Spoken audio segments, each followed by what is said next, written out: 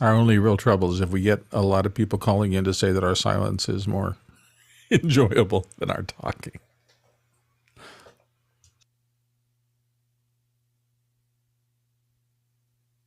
Surely folks would want to hear more about pond scum drinking and what type of coffee, how your barbecue grill. Oh, it's halfway down, and it hasn't changed your face color at all.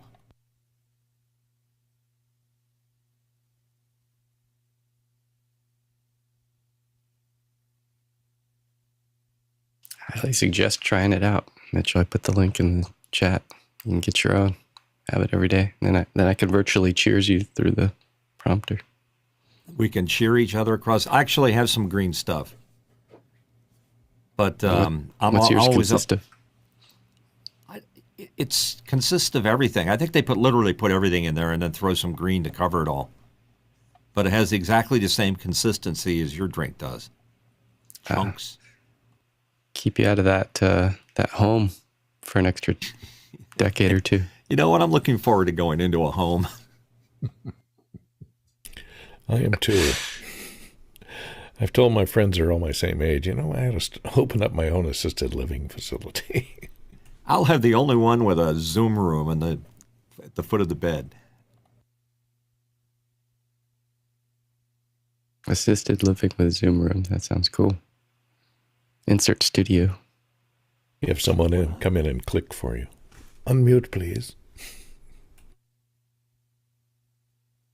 It'll all be voice activated by then. You'll be able to kick back on your pillows and drive everything. I got this cut from my coworker. Then I can cut to this, Mitchell, when your mute's not working. I've had pretty good luck with the studio tech. And now, Guy, I'm finding other things I can do with it, like going into a Scarhoy GPIO. I can control things on the ATEM. So when I push the unmute button on the Studio Tech, I can trigger the on-off audio on the ATEM, and also fire off a DSK if I wanted to put a little blip up there for the mic is hot. That's cool. I've never played with that. That's awesome. Yeah, it only cost $1,000 more to do it. Yikes. I'm going to get a big knife switch. This goes. I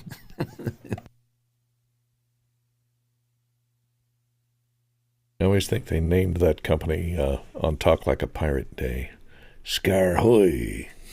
Scarhoy, matey. Arr.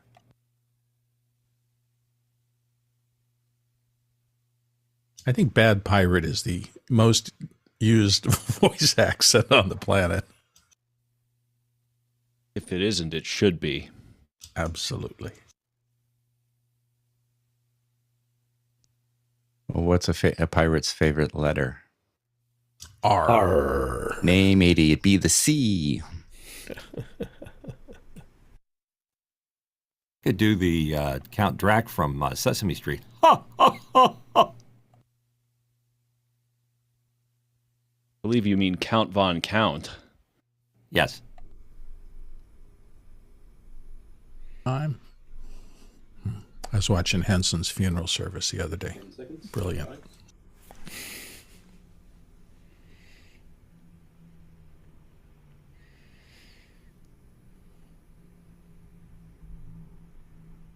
Hi, and welcome to Office Hours. If you're watching on YouTube, feel free to head over to officehours.global to learn more about what we do here. And our first hour is typically your questions on media and virtual production. And our second hour, we spend a little bit more time on, today, it's going to be YouTube marketing. And we'll be talking about SEO, do some channel reviews and case studies. So you want to stay tuned for our second hour. And producers, this is your opportunity to go ahead and enter your questions for our illustrious panel to answer. All right, now let's get the show started. Go ahead, Will. Thank you, Liberty. Our first one comes from Robert Soji in Los Angeles. And Robert says, any way to cleanly record the audio directly from an iPhone during a voice-only call? This would be for an iPhone audio-only interview. TJ? I'm not sure how you would go about doing that, to be honest.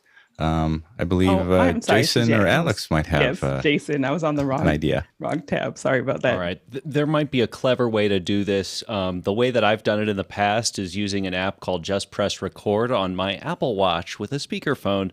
Yes, it can be done with hardware, but as far as I can tell, not directly. And what was the name of the app again? Just Press Record. Just Press Record. Awesome. Thank you. Alex. In the world of complete overkill, I use this Dante Avio Bluetooth adapter. So this is a PoE into this, and then it turns into a Bluetooth. It just looks like Bluetooth to your phone. It looks literally like a headset for it. And what it does is it does channel, 2 channels in, I think it's 2 channels in, 2 channels out, at least 1 channel in, 1 channel out. And so you can record, you can just connect this to anything that you have over Dante and hit record, as opposed to needing to do anything else. And so I think this is about $150. And of course you need a Dante network to do it. And Guy, did you have that up? I think I saw you showing that. Yeah, I've got the same device. Yeah, it's just Bluetooth where on the side here you have a little button to sync it, and then it's Ethernet so you can tie it into your network. Wonderful. Bill.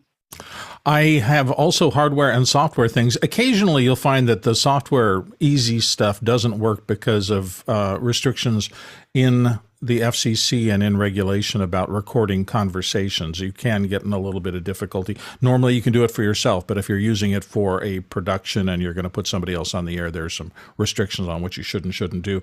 When I want to use hardware, I tend to use these Ceramonic interfaces. They're a lightning connector on one side, and they have a switch on the front. You can either use it as a record or a playback device. So put it in play, and usually it'll feed into my system through XLR. Wonderful. Guy. Yeah, the Rodecaster Pro is the original model, is one that we've seen a ton of people buy to utilize that Bluetooth feature inside, because then you can mix it to taste, and if you have other people in studio, you can have headphone outs and you can have control over their mics as well, and push in little jingles and things with the pad buttons that they have. There's some built-in applause and things like that are pretty cool. So, and then there's the new version that just will start shipping in a couple weeks. Nice. Nigel? Yeah, mine add on the Avio Bluetooth adapter. It's PoE, so if you don't have a power over Ethernet on your router, it's going to struggle. Or I got an injector for mine, and it's 2x1, which is the other strange. It's 2 in 1 out, which confused me for an hour and a half. Courtney. A software-only way to do it might be, and it's cross-platform, you can do this on other phones as well, is use Google Voice. Sign up for a Google Voice account, which is voice over IP app, and put it on your phone. And it has a record feature. You have to inform the other person, of course, that you are recording your conversation, and you can record your VoIP calls that way. Yeah, and that's handy because then it just goes to the browser and you can download and manipulate. We've done a lot with Google Voice. And Mitchell. Yeah, there's also another hardware device from our friends at Angry Audio. They make a Bluetooth device that'll do essentially the same thing, but it just provides the same thing capability as the Avio does. And as far as alerting people when you're recording them for legal reasons, tones, like they used to play a tone every 15 seconds or so, that's no longer applicable. You just have to alert people that you're being recorded for training and safety purposes. Yeah, it's a good idea to get them on record as well, that they know that they're being recorded. And Alex? Yeah, and one other one online is Squadcast FM. People have brought me into podcasts for that, and so you can just have 2 people sign up there, and it'll record both remotely, and then it'll put the double end back up again. So another option. Next question. Peter Moore in Auckland, New Zealand has a note this morning for us, kind of a sad one maybe, more of a PSA. He says, just letting you know that Norman from the institution that is Norman's Rare Guitars on the YouTube is currently in hospital. My thoughts and prayers go out to him and his family and friends, and he has a link there. Well, first of all, Peter, thank you for letting us know. And John, you wanted to say something? So if you're enthusiastic about music at all, not just guitars, this is an amazing shop in Tarzana in LA. And his YouTube channel is amazing. It's the who's who of the music world that wander into his shop, and he puts everything on YouTube. It's an amazing channel. I'm sorry to hear the news. Bill? Yeah, I've watched maybe 30 or 40 of those episodes. And, you know, it's interesting. It's not about the gear. They don't just flog gear. You'd think that as a commercial shop, but it's mostly about the people who have relied on Normans for decades to find and access vintage instruments. They care tremendously about that. And his show on YouTube is mostly about getting fine musicians, often band members that you don't maybe know that much about, but who can play really, really well. And Norman will pull out something from the back room, a really beautiful vintage guitar from the era, and you actually get to hear it being played, which is some of the marvelous, you know, there's something about shows that work on the internet are often about authenticity, and I think this is one of those. And so I'm sorry to hear that, and I hope he has a fast and smooth recovery. Next question.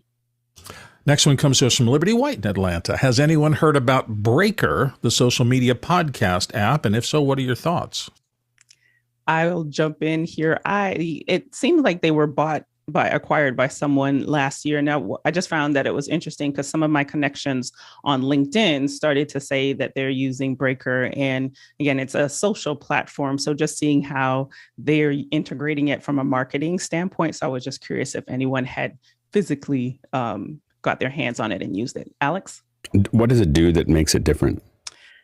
I think it's just the fact that it's the social part of it and following people. Because when I actually went to take a quick look at it, I could see like their connections. I could see other parts of their social platform. So I didn't necessarily see anything from the technicality of the quality. I think it was just the engagement.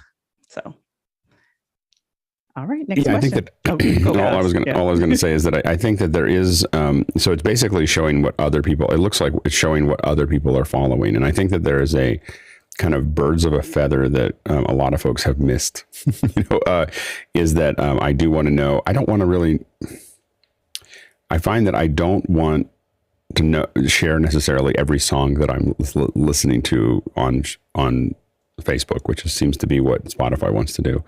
Or Twitter or whatever. I don't want to put that all up there, but I would like to know, I would like to be able to build a group of people that I say when 20% or 30% of these people have liked this song or added it to a playlist, let me know what that is, so that I can, get a trend of people that I respect in finding out about it. But I haven't seen anybody do that. So.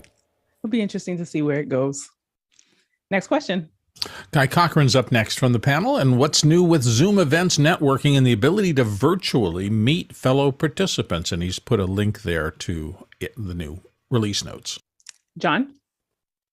I just was reading the release notes on this. This is a lot of these event platforms are trying to do this, and I think they're missing the mark. I think they need to have the ability to read people's social graph, and then they got to do some intelligence in matching. So they're on the right road. I think they're just missing the mark. Hopin has a lot of these same features, but just throwing this stuff up there, I think misses the marks. I'd like to see some intelligence, and there's some efforts in there where people are building some intelligence on. We'll do some sophisticated matching based upon your social graph. So we'll see. That's a good call. We'll see where that goes in a few months because we know Zoom is moving very quickly. Alex? Yeah, I still think that for me, time is something that people aren't taking advantage of. The idea that we're all going to come together for some 2 or 3 day period, and then we're trying to mash a bunch of networking into it and so on and so forth. And I'm just not, I think that what we've proven here is we built a very tight community globally with hundreds and thousands of people. But it's time that needs to be added to that puzzle.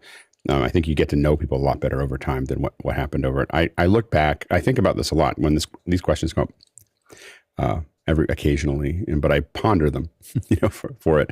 And I look back at how many people did I meet at NAB? What percentage of the people that I ended up in those conversations did I meet that I actually had any interaction with afterwards? And I find that percentage to be very low. So I feel like there's a feeling of networking that's there, like I'm running into people and talking to people and so on and so forth.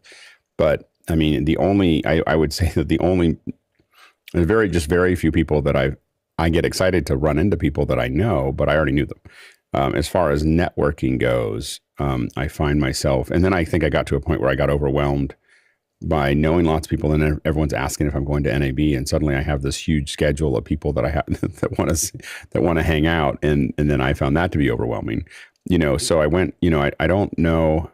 Again, I just can't put my finger on it. After 20 or more closer to 30 years of going to conferences, I definitely got a lot out of them, but I don't know if the networking really benefited me as much as I think I thought it did. Next question. Next one comes to us from Douglas Carmichael. And Douglas says, the 80s era UK synth pop band New Order will be embarking on a U.S. tour starting in September. Considering the age of the tracks, and he notes one was created on Motu, Mark of the Unicorn's Performer, on a Mac SE30, wouldn't it be challenging to restore the original sequences and patches? Go ahead, Nigel. Yeah, so I fear I should have been secondary in this, not primary, because I don't know the answer to that question. But if the music excites you, I just wanted to recommend a movie called 24-Hour Party People. Okay. Courtney.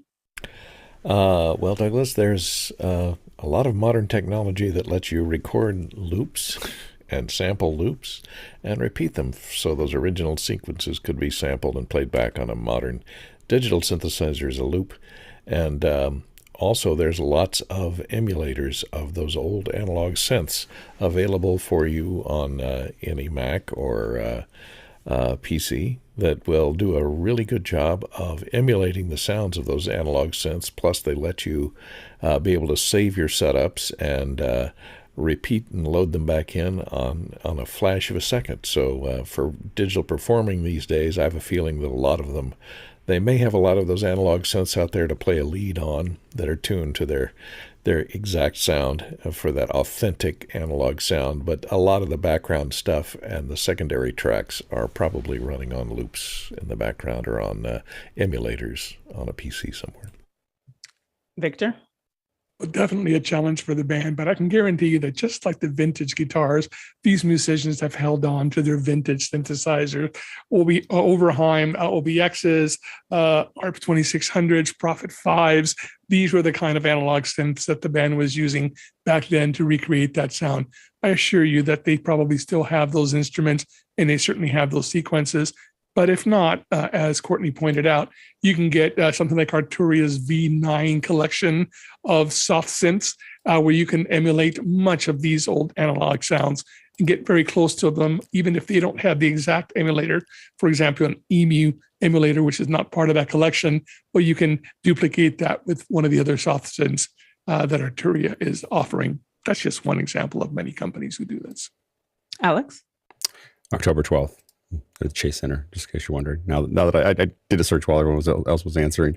The last time I saw New Order, I saw them with Gene Loves Jezebel and Flesh for Lulu in Pittsburgh in the arena that doesn't exist anymore in 1987. And I will say that I don't think that they could make up their own stuff and they'll fill the whole. They wouldn't even need the original stuff. They could make things that were close and everyone's going to show up. It's a great show. Like it was a great show anyway, 35 years ago. It'll be a great show, and they'll fill up and they'll do the best they can, and it won't matter. And just to update, Douglas was saying in the comments, I was thinking in terms of reading the original floppies or an SCSI hard drive from a Mac or of that era. So just Again, I think that they can get samples. I mean, if you decide you're going to get close to it, they can get samples that are close enough for a live performance. I mean, the live performances are never the same as you hope that the live performance is not the same as the album. So I think that them updating those songs a little bit, but not too much. Right. But I would love to see, So and when it comes to the sequences, they can still have access to like zip drives that they can get, back end access to and get some of those files and convert them. I wouldn't worry too much about them. Like Alex said, they're going to replicate it and the audience is going to be thrilled. Right. One thing I got a question coming up that next, I think, but one thing I fell into over the weekend was FL Studio. And it turns out that these, folks are rebuilding songs, a lot of these songs in FL Studio that are the big EDM songs, and they're building them from scratch and then releasing the FL Studio ones when they're not getting blocked. It does look like this cat and mouse doing that.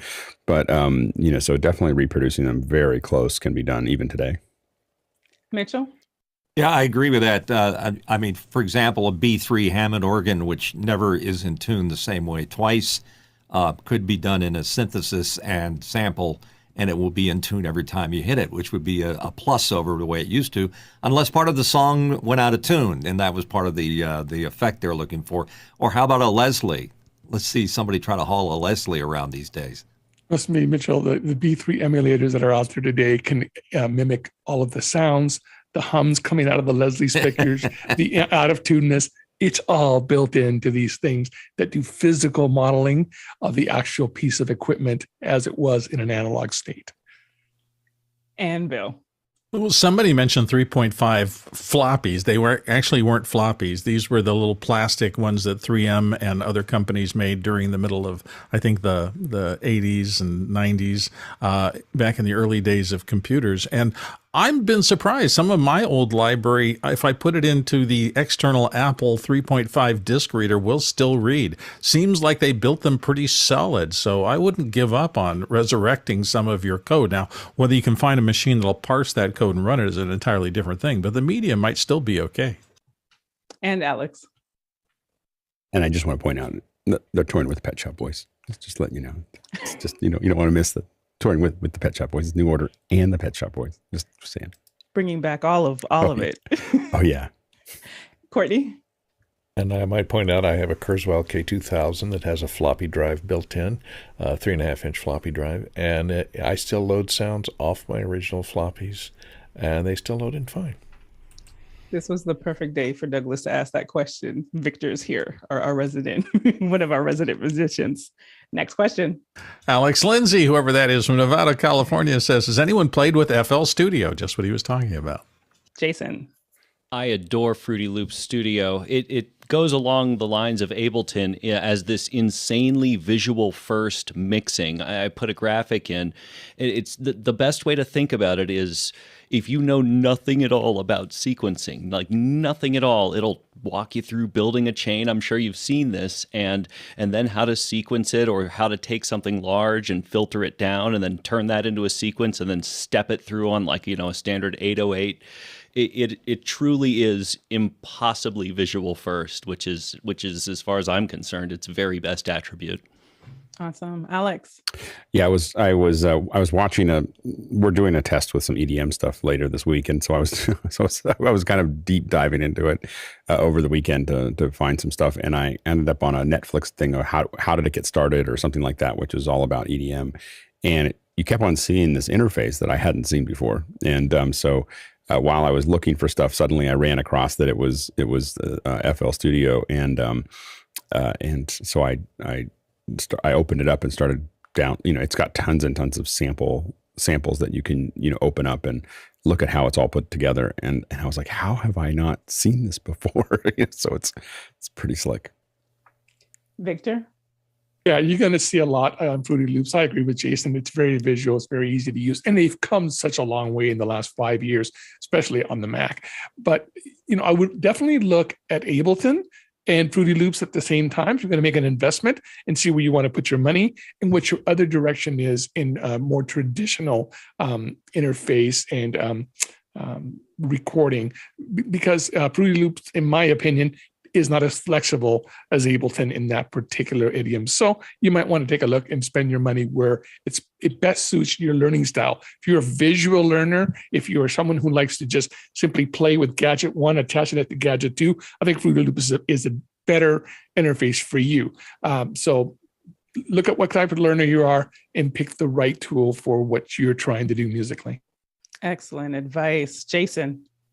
Yeah, and Alex, if you've never heard of Girl Talk, I mean, he was kind of the master of this. He would take all copyrighted samples and he would break them down so far that he could copyright the original, like copyright his own track with them. We're talking thousands of samples over the course of 1-2 minute track. It's absolutely phenomenal. And I agree with Victor.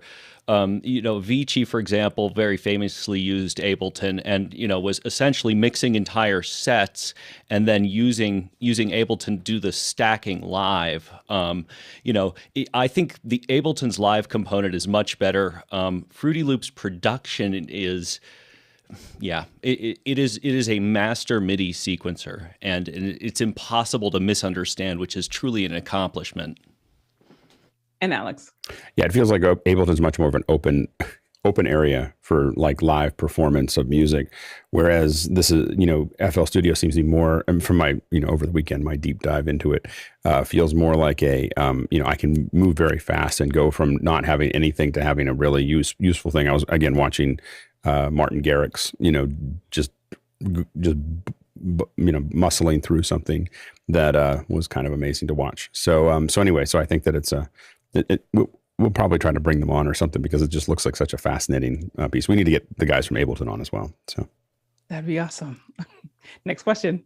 Vic Hernandez in Springfield, Missouri says, Alex, thanks for your implied recommendation of Watch the Sound with Mark Ronson. Here's my question. Did you know his stepfather is Mick Jones of Foreigner? Alex. I did not know Watch that. the Sound. Watch the Sound. So Watch the Sound by Mark Ronson is it is an Apple series, and it is really cool.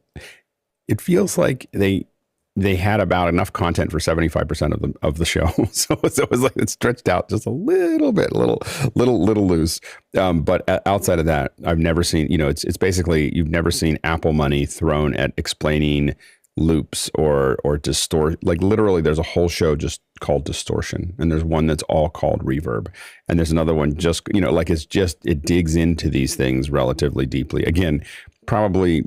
What's funny is it's like they had all the Apple money and they didn't fill it all, the whole bucket with the content. so it's a little, it goes a little slow, but I've never seen anything produced so well about subjects that I think are so cool.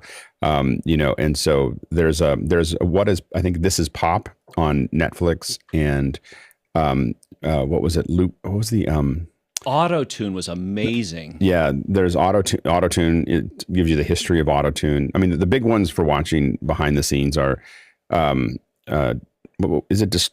I keep on wanting to call it Destroyer, but it's not. It's there's another one where they interview people about their song. Like they dig through. It's on Netflix. Anyway, so that one is really great, especially the one with Trent Reznor. And then I'm a fiend for music documentaries, which drives half my family crazy and the other half not so much. But the Mark Ronson ones are some of the best produced ones out there, and you learn a lot by digging into it. Victor?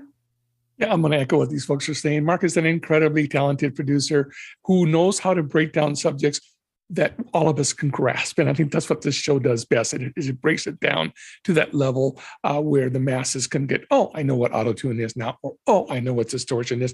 That's what the show does well. I wish they would do an intermediate series where they dig a little bit deeper so that Mark could talk to us about how he compresses vocals, for example, or how he comps. Comping means how you edit a vocal track, several takes into one master track. I would love to see how Mark goes about doing that. So maybe that they'll do something like that in the future. Nigel? There was a series, I think it was BBC, maybe VH1, called Classic Albums, which if you like this, that's another type of series. But there's a bit more of the story. The two particular I remember are Fleetwood Mac's Rumours and Bad Out of Hell, hearing the story behind each of the tracks, then watching them, how they mixed it and how they put it together. It's just, I can lose hours on those. And Alex?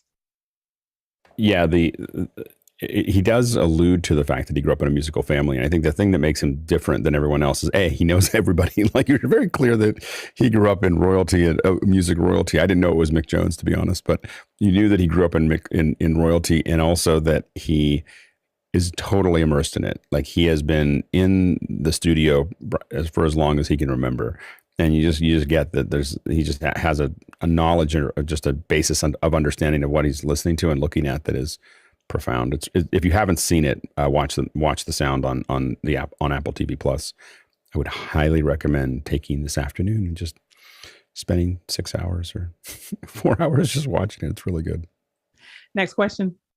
Next one comes to us from Tony Mobley in Noonan, Georgia, and he says, can TJ and panel members talk about his experience with the Linsol ZS10 Pro headphones? TJ. Yeah, so the Linsols I have are specifically the KZ ZSX version, not the ZS10 version. However, so the ones that the silicone tips, there we go, that come with it did not fit my ears very well. And so I wasn't liking them much. And then Mickey recommended Comply foam for replacing the silicone tips. And when I added that, they became incredibly useful. The Comply foam really blocks out a lot of the extra noise and really isolates the sound that I'm getting from the Linsoles. And I'm amazed at how much quality of sound I'm getting out of, and even bass coming out of those. It really is kind of surprising how good the sound is out of those. And I recently took a trip and asked a question before the trip what people recommended I take with me. And I ended up not going with a rechargeable headphone. I didn't want another device to have to charge again. So I used the Linsoles on the plane, and with the Comply foam, they work fantastically. And I see, Jason, are you showing us, are those? Yeah, that's what it looks like. I say Comply, but doesn't matter. All right, Nigel? Yeah, I have the models which are the ZAX. I remember spending about 13 hours trying to work out what the different models were and the different price points. And I can't tell you I worked out why these are the ones I got. But I did get them too. I'm using them now. I find them perfect for office hours. I am going to get the tips, the comfy ones, because I find that after a long day, if I pull out the headphone, the silicone tip stays in my ear, which slightly freaks me out. And I don't know whether I have sweaty ears or whatever that's about. So I need to find a new model of that. But you'll find that there's a lot to pick from. I think the other question to ask yourself is mic or no mic. And I went with a no mic option because I just didn't need another mic, messing up everything. And I don't know anyone who's tried the mics yet. Alex? Yeah, so I have a couple versions of this. So I got the one with no mic. This is the first one that I got, and this is the ZS 10 Pros or whatever, or 10s. Anyway, about $59, I think. I have worn them out, and how they wore out was there's a little foil cover on when you pull the silicone off, there's a little foil cover up here. Now you got to I've been taking these on and off 10 times a day for, I don't know, 6 months or something like that. And this foil cover broke off. So anyway, and so that was the only thing that it still kind of works, but not perfectly. I did get the Pro ones thinking, well, if the $69 version is good, the Pro ones must be much better. They sound incrementally better, but my ears get sore. There's something different about the fit. So I literally by the end of office hours, my ears hurt. So the fit doesn't work as well. So I went back and got the ones with the headset or with the microphone. I haven't gotten around to testing it yet because I can't find the adapter to my phone. So eventually I'll test that as well and get back to you. But it works just as well, and so I have these. But I think that they are the best headphones for the price. I'm buying more of these for our kits. So that I can just send people like, if you don't have headphones, here's an extension with a headphone. And then when they get back, we'll replace the ear tips and clean them off and, make them part of the kit, or maybe even let people keep them, they're just great headsets. Yeah, there's a conversation going on in the comments of just Mickey mentions that while they are good for the price, that they are imbalanced. So that's Mickey's feedback. Tony? Yeah, I have a pair. I think it was John and Alex that recommended these to me, and I'm very happy with them. They are my everyday driver. I do need, if someone on the panel can remember, I need the cabling because I have them running in front of me, and I'd like to run them behind my shirt. And that way I won't have to, because it's kind of straining the cabling, and I know that's not good. So if someone can put in the link for the cabling that can do an extender for these, I would appreciate it. And also the next thing is, would these work would the extender work with the sidekicks? Because I use the sidekicks for church and other things, but everyday use, I'm using the lens soles and very happy with them. And Jason? Regarding what Tony said, I mean, unless I'm wrong, I'm not specifically talking about the Linsoles.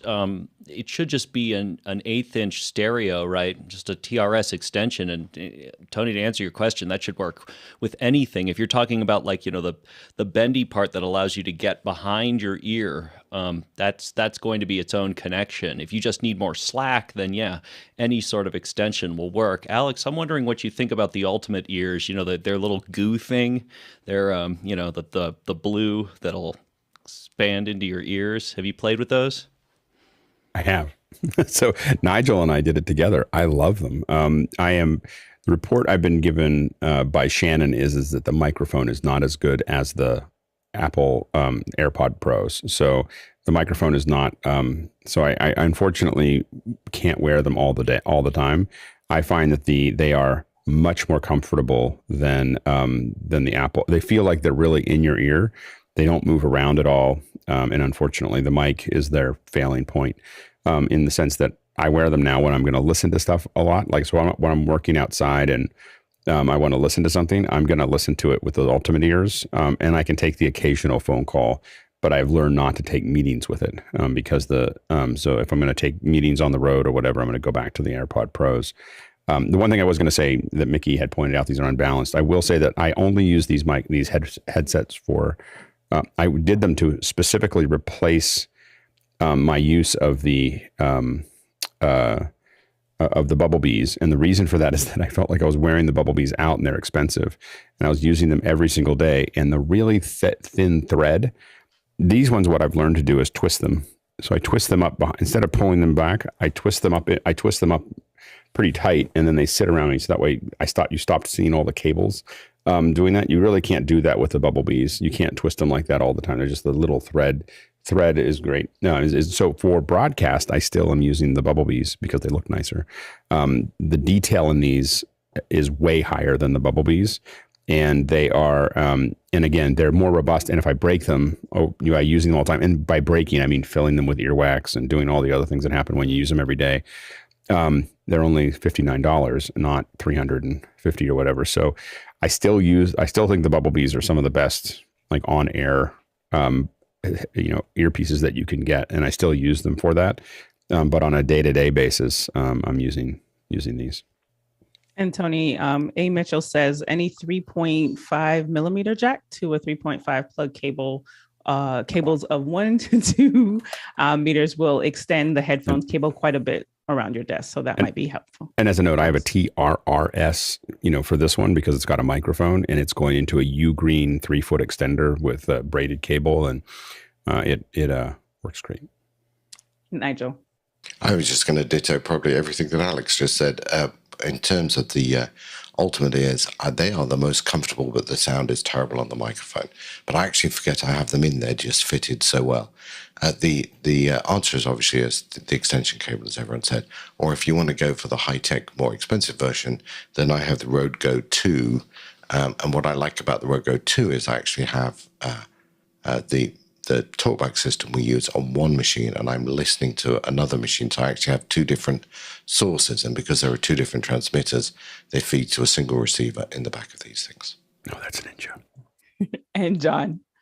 Hey, Tone, if you get a cowboy hat, that will just look like the chin strap, and you will look fantastic. There's a solution to everything. Next question.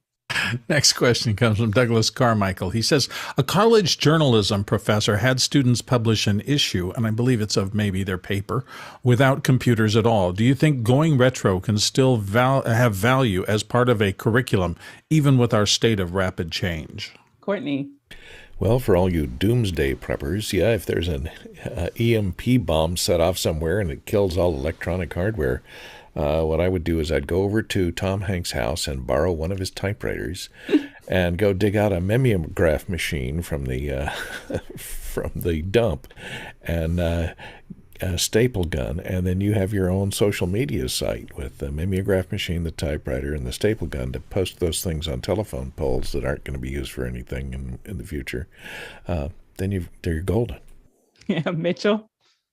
Yeah, Courtney's right. The mimeograph, or what they call the Gestetner machine with the big crank on it, the goo you used to pour into the tank, and the smell takes me right back to the 70s. John? You know, in college, we had to learn how to do fast Fourier transform by hand, and we had to wire wrap electronics. Those are all good skills. Those old school skills are good to know. Alex? I don't even know if I could write legibly enough to do a report anymore. I think that would be, or maybe they were published. Oh, they published in issues. So they're using little typewriters, and I wonder if they were actually setting the type. That's the big question. Were they setting the type? I think that they should make them go. If they're going to go back, they should go all the way back to Gutenberg and have them just like pushing little metal type in there to make it all work. But back to the point about the what you really want to worry about. You shouldn't worry about bombs or anything else. You should worry about coronal mass ejection. I literally have a 1510 in my garage that just has a big piece of tape on it that says CME. And it's just all the things I need. If you understand the percentage chances of us having a CME, it's much higher than a bomb. So just in case you're wondering, like 12% a decade. All right. Anyway, Prepared for everything. Jason. It's not. Yeah. You should have a case that you know where things are that just in case you don't have any electricity. As if I didn't have enough things to worry about. Thank you, Alex. Go ahead, Jason. For those who are wondering, coronal mass ejection is a very fancy way to say a solar flare that can completely knock out any sort of power, and among other things. It's not a fun thing. Because it's Monday, we're just going to. A coronal mass ejection is basically two solar flares, one right behind the other one, and the one knocks out a hole open, and the other one goes through. The last major one that we had, the like truly large one, was called the Carrington event. You can look at it in 1850. 1850. They saw the Aurora Borealis in Cuba. It set the telegraph stations on fire. Going to say in it, and that was just totally telegraph disabled stations. buggy whips. No, telegraph stations caught fire. Like just in case you're wondering, like what could possibly happen. And there's a lot of people in the government that spend a lot of money trying to figure out what to do when those things hit. I ran into one in a bar. That's why I have a case in my garage. Anyway, on that note, I'll answer Douglas's question. I genuinely hope that they used leading also with this process, because there's no lead in leading. For those of you who are wondering, I'm kidding. That's exactly what they used to use, were pieces of lead to space the type. To me, it feels like one of these kind of exercises in humility that I think your professor was after, trying to remind you that you can think on your own, you can act on your own. But personally, if I had to handwrite a paragraph, it would be an exercise in madness. I don't think I've handwritten anything in, I don't even know how long. My handwriting is so terrible. Embo. So for me, I understand what the journalism professor is doing, and I can see some value in grounding your students in where it came from and why the traditions are the way they are. On the other hand, though, I just look at my own practice and what I do day to day. I am insanely more efficient using the modern tools that I've managed to master over the course of time now than I ever was when I was stuck in earlier technologies. Now, that's not true of everything. Some things in my life really haven't changed and haven't advanced much, but other things, particularly the digital tools we talk about here, have been almost unimaginably empowering in my eyes in terms of the ability to get something done. I mean, I had a little video thing that I just needed to knock out yesterday, and over the course of literally 15 minutes, from shooting on my iPhone to tossing it on my desktop, I was able to publish a video out to help somebody understand a topic. That was unthinkable 25 years ago. Unthinkable. And now it is just day-to-day communication that literally I can express what I've spent decades learning to somebody else on the other side of the world in seconds.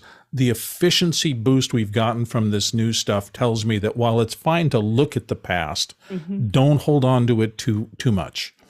Yeah. I still have people saying, you got to send me an OMF, and I'm going, gosh, that was like 7 audio formats ago. Right. And I know that is comfortable for you, but you are not moving yourself into now.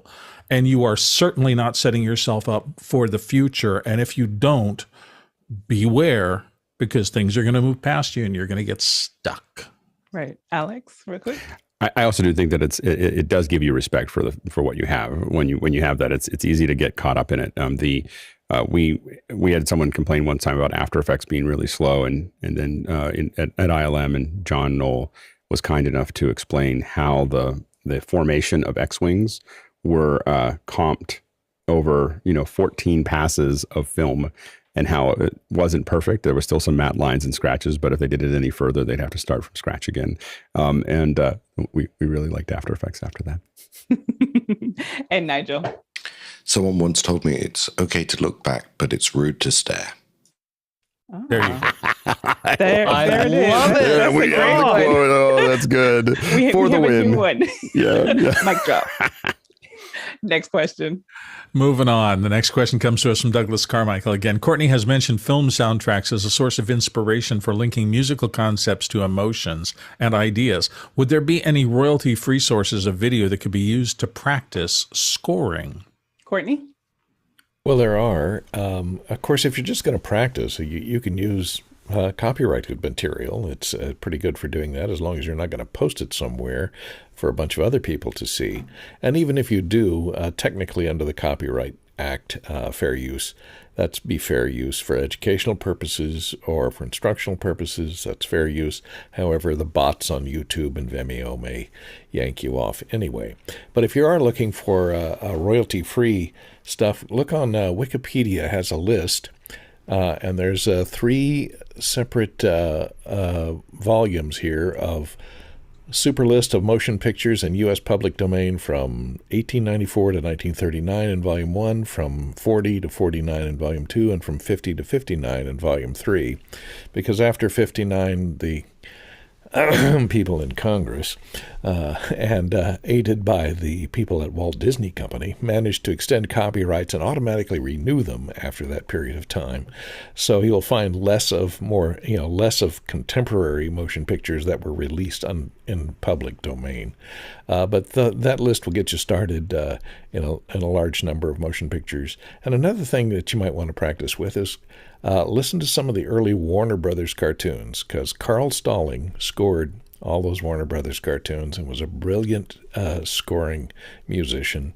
And you just listen, because every single footstep, every single turn of the head, every single movement of an animated character on the screen has a musical hit or a stinger that's attached to it. And you'll learn how to adjust the timing of a musical score to the motion on the screen. Victor? Yeah, let me echo a little bit of what Courtney is saying. What I did to practice some of this is I simply downloaded some of the trailers from my favorite movies. Again, if you're not going to republish anywhere, you're doing this to learn, just download the trailers to some dramas, download the trailers to some Marvels, and use those to get your chops up in the style that you want. Also, DaVinci Resolve 18 training, they have a lot of free clips that they provide along with their training that can be used for some short static shots that you want to create based on their film. There's one of a jet airplane on the runway. Well, set that to a drama, set that to a horror film. Just, use your imagination for whatever image you have in front of you, and then simply set a mood around that image and then score to that mood. Bill? I was looking for something interesting to watch last night, and I saw a really good example of this on, I was on Showtime, hadn't been there in a while, and there's a documentary about Sheryl Crow.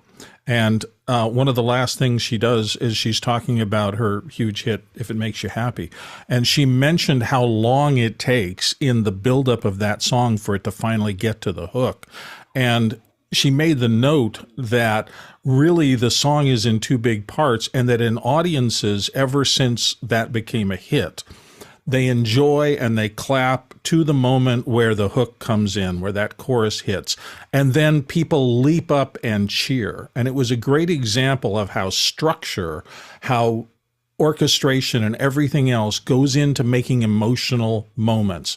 That song has a lot of history. People really love it, but it's not from beat one. It is the build up and getting to that satisfactory release of tension where the part that everybody knows and sings along with hits, that makes it so satisfying as a live performance. I found that really interesting.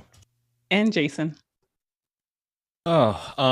I probably wasn't the only one to immediately say, take my money when it comes to Audio Design Desk. I have had an immense, just an unfathomable amount of fun grabbing stuff from YouTube and just immediately playing with their sound effects and just linking it and, taking a horror movie and scoring it like a Pixar film. It is so stupidly fun. I can't even begin to tell you.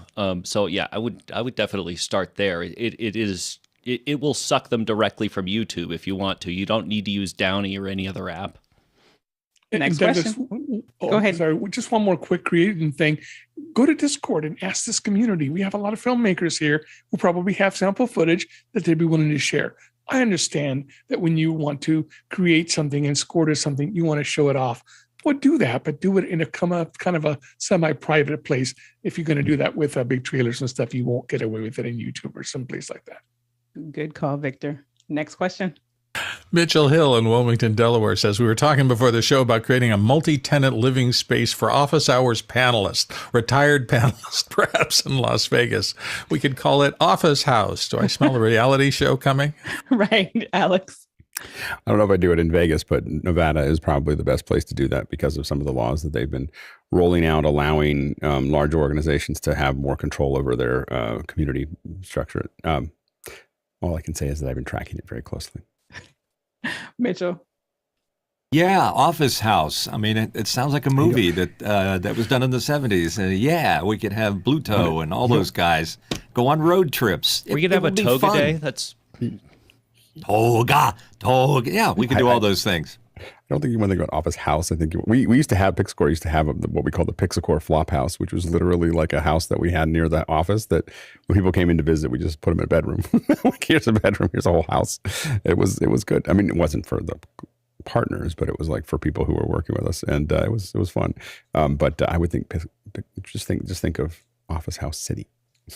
Like don't think small. Think 30,000. All right. Next question. Guy Cochran in Seattle. You're killing me, Guy. What's your experience with SCSI, SCSI, the Small Computer Systems Interface of the past? I thought we were going to have a clean show. That's right. Mitchell? It has the same effect on me as whispering does. I was a SCSI master back in the day because you had to be between ultra wide and fast and wide and thick and skinny and termination and how long it can be and what kind of drive is set to what index. I mean, there's so much that you had to collect in your head, and then all the fast and true rules didn't work. You had to just sort of throw caution to the wind to get it to work. But yeah, my experience with SCSI was immense. I was a master, and thank God it's over. Nigel. Well, in those of us who remember the pre-internet protocol days knows that there was a fight to explain why you needed a SCSI cable and a parallel cable, and what the difference between a printer cable and a SCSI cable was. And SCSI fought a good battle for many years. I don't know whether it's still on its last legs, but we went through iSCSI and various other forms of that. Then they tried to hide its name by calling it SAS, which was serial attached SCSI, and then we finally all went to SATA. But it fought for a long time, and I really don't know if it exists other than as a fiber protocol anymore. John?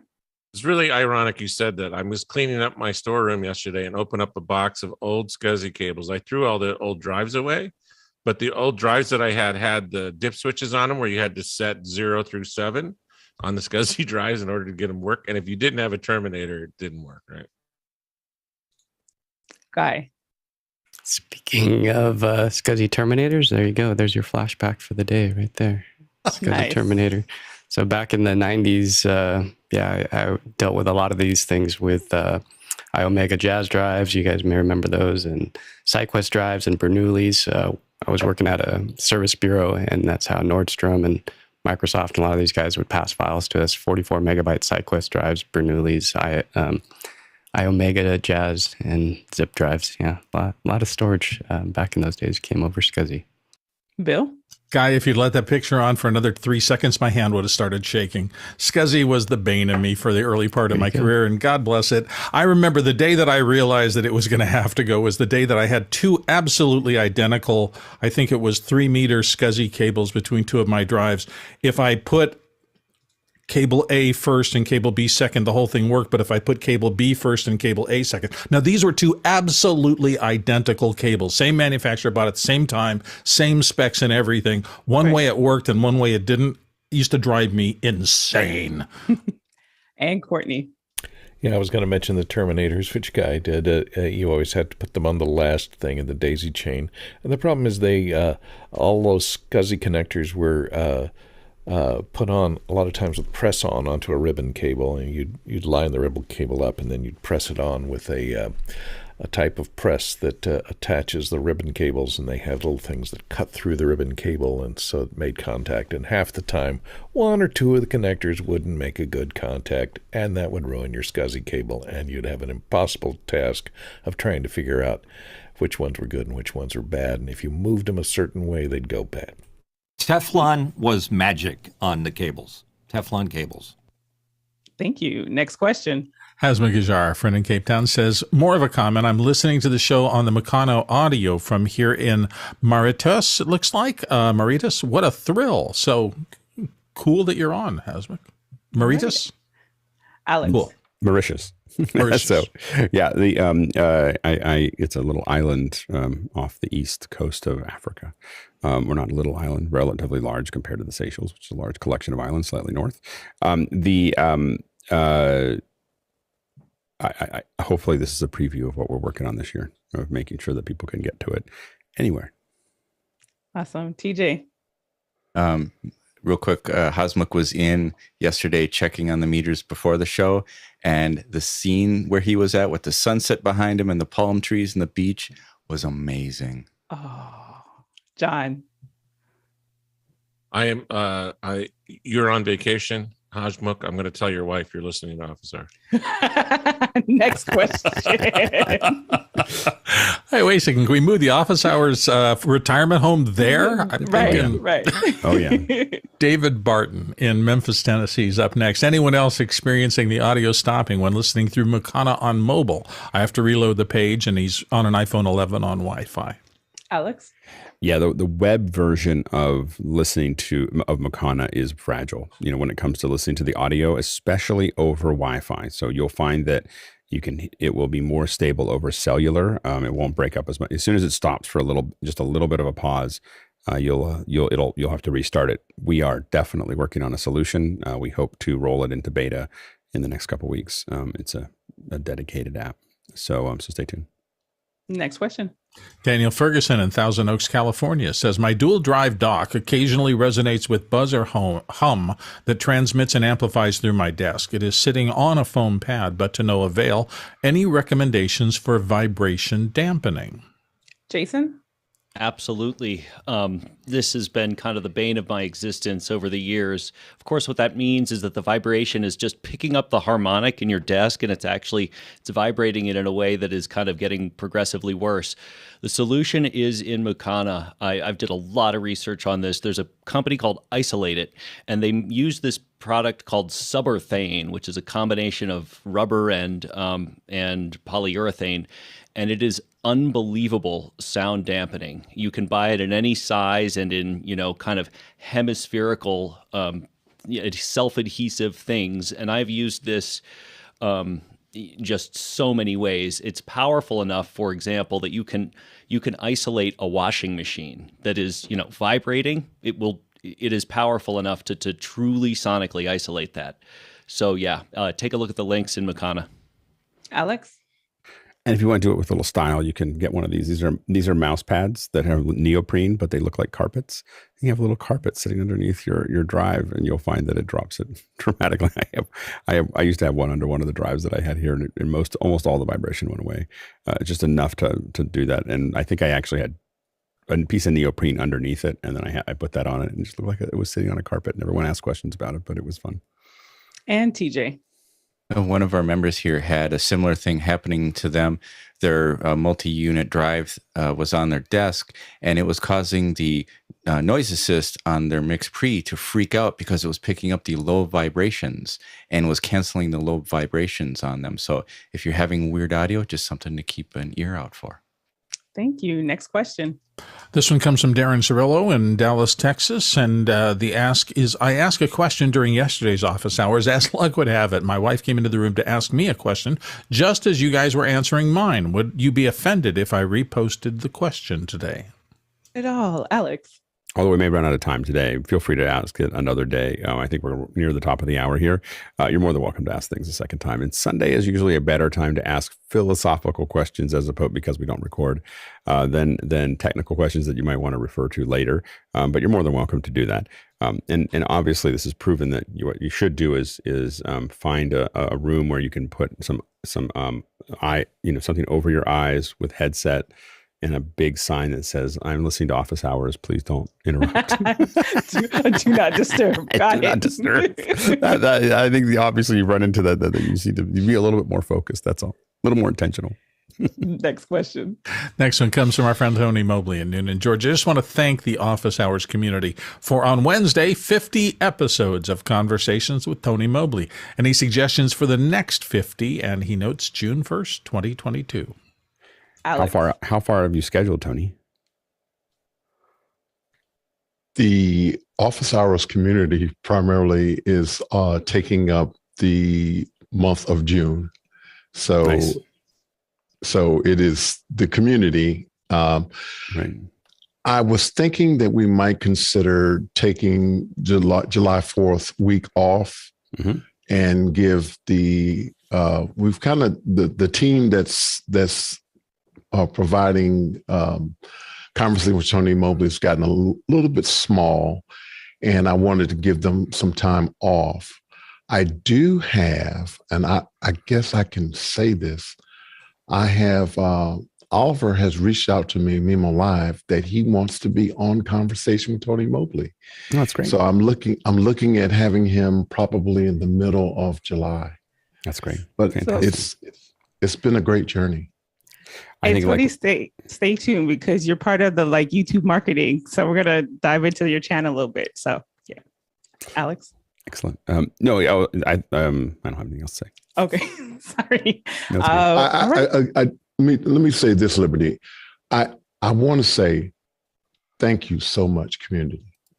This is an amazing journey, and I never ever thought that this was something that was possible for me. And what this does is lets anybody know, if you have the right support, you can achieve great things. And I consider it a great thing, because no matter what, there are 50 episodes of Conversation with Tony Mobley, and most of you are a part of those conversations. So again, thank you so much. Thank you, Tony, for showing us what's possible. Next question.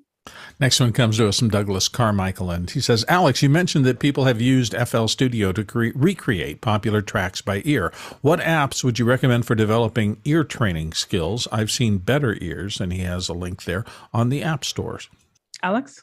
Well, as far as music goes, I think listening to a lot of it. I think if you look at the people who are doing a lot of the stuff, especially around EDM, they're listening to a lot of things. They're finding the things they like. They're recreating things that they respect, and they're figuring it out. I don't think that there's a lot of. I think it'll be hard to find something specifically for training. A long time ago, and I don't know if these are still relative, but I think that there's Molten Laboratories had something that I had these CDs back in the day. They're called Golden Ears, and they deal with frequencies and effects and processing, delays and decays. And they just tell you, this is what this is. This is what you're listening to. And it really, when I was in radio I was kind of a pseudo engineer at the radio station because the engineer that we had at the radio station was largely absent and alcoholic. so I ended up doing most of the work for him. And anyway, so I remember listening through a lot of these things, trying to make sure that I understood what I was listening to. So I think that they're pretty good. So I would check that out for just raw frequency stuff. I don't know how relevant it is now, but I'm curious to download it and see if I remember any of the things there. But it definitely became part of my thought process. Next question. This one comes from Peter Moore in Auckland, New Zealand, and he notes Victor Cahillo, who was here up until just a couple of minutes ago, but has had to leave. As the team here knows, I bought some new old stock at a local shop. I videoed the brass section. Anyone interested? Mickey has the videos in case my health goes south, he notes, and I hope your health is holding up, Peter. Sorry to hear that. Yeah. And Peter, so what we'll probably do is just tap Victor in Discord and see how he feels about that, because he did just have to dip out. So thank you for that question. And yes, well wishes on your health improving. Next question. Greg Gibson in Washington, D.C. says, talk to me about IPv6. I'm having problems where I can't stream to YouTube or Facebook if IPv6 is enabled on my network adapter. I can stream to Restream. What might that be? Jason? We don't have time for this. It could be any number of things. That is such a complicated issue. Unless Alex has like a single flick of the switch, I would go to local link only. You do not at this moment need IPv6 to do anything. So just shut it off. Alex? My curiosity there is if you are using the something as an in-app connection, like from vMix or Wirecast or something like that, or whether you're using standard RTMP. So if you are doing the app, it's actually negotiating a signal between the two. If you're doing RTMP, it should not do that. So it would be interesting to know whether you're doing RTMP or whether you're doing some kind of API connection to those services. And so I would expect they're a problem. I guess that wouldn't happen with YouTube, so it should be RTMP. So what I will say is there is a back and forth between RTMP and, it's an HTTP, so they're going back and forth. And so they may not be supporting IPv6, which would then, they wouldn't know how to send the packets back, so that they would be, those would be problematic. So that could be the issue between IPv4 and 6. The thing you could do with YouTube is possibly experiment with using HLS as opposed to using we're using that for HDR and surround, not necessarily HDR, and we haven't needed it for standard, but you could use HLS as well. Next question. David Brady, New York City. I found an unused Raspberry Pi and I'm thinking of setting up a Homebridge server. Anyone ever do this, and what are the pros and cons? Jason. Sure. The pros are that you can connect just about anything you want to HomeKit. The con is that you are getting rid of all of the security that non-HomeKit things offer, but it does a fantastical job at letting you connect anything you want to HomeKit. It's a very cool project. Awesome. All right. Well, that wraps our first hour. Thank you for all of your questions. And I'm happy that we were able to get through them all. This is going to be part 2 of YouTube marketing. Last week, we started just kind of giving a good bird's eye view over some of the ways that YouTube marketing can help with your brand and with your business. And today I was hoping to dive a little bit more, do a couple channel reviews. And I'm so happy that you're here, Tony, because especially with the monumental 50 episodes that you'll have on June 1st, that we could kind of do a little bit of an audit or a channel review of conversations with Tony Mobley to just also demonstrate some of the ways that you can optimize your channel. And give me one moment here as I get this quick presentation pulled together so that we can start there. And I should have had a poll too. That would have been really great to have a poll for today's talk. But here we go. All right. Oh. One moment. Let's bring that back.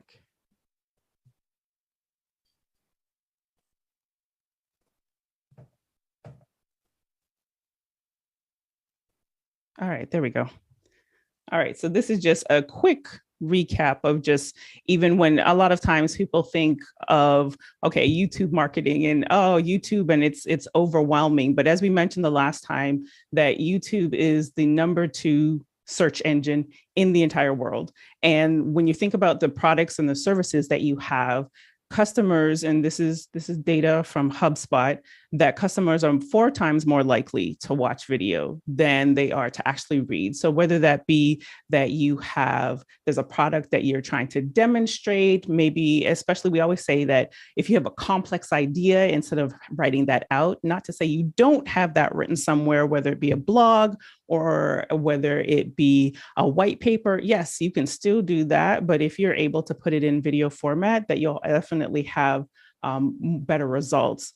Then another statistic, again, just reinforcing the importance of it, is being mobile friendly. And that 1.5 people are more likely to watch videos on a mobile device. So why is that important? Because you want to optimize and making sure that your content, whether that be making sure now, everyone is going to portrait or vertical videos. We'll talk a little bit soon about shorts. There's a reason that YouTube, even though it was the original platform for videos, for social media videos, that now they have co-opted what Instagram is doing with Reels, what TikTok is doing, what Snapchat has been doing by the short snackable content size. Wanted to take a quick moment to look at some channels that are doing it well. When we did the poll last week, there are a number of people who said how they use YouTube. So apart from using it for entertainment purposes, people who are, they have something to teach, maybe being a consultant, or maybe that you're in sales. And Grace Lee, what she does really well, she's really niched down with her channel. So she provides advice and coaching to business professionals. And as you can see here, just on like the use of her thumbnails, she's got 127K followers without even really paying attention to that number. That's actually really good because of how specific her audience is. I know that when I'm following her, looking at when you're searching for terms like speaking or public speaking, like she's really been able to provide valuable content for her audience in that demographic. This is Anthony O'Neill. He used to be a part of his name has just slipped me right now. Dave Ramsey's. He used to be a part of the Dave Ramsey camp. And for those of you who might be in professional services or financial planning or accounting, what his channel does really well is breaking down concepts and doing whiteboards. As you'll see here.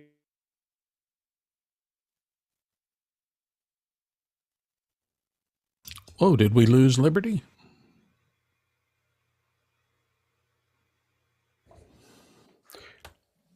We may have had a connection issue with Liberty there. So we'll as she's working on getting that getting her connection back. I think she's just we think that she's frozen there. Why don't we go ahead, and I know that we're jumping into the middle of this, but we'll just go to the first question. Fair enough. Taylor Sunderhouse has the first one here. He says, when creating a marketing message, it's supposed to attract the customers you want and repel the customers you don't. How does this apply when trying to build a YouTube channel? I don't know if you want to repel the customers that I think I would say repel is a strong word. I mean, you can go down that path.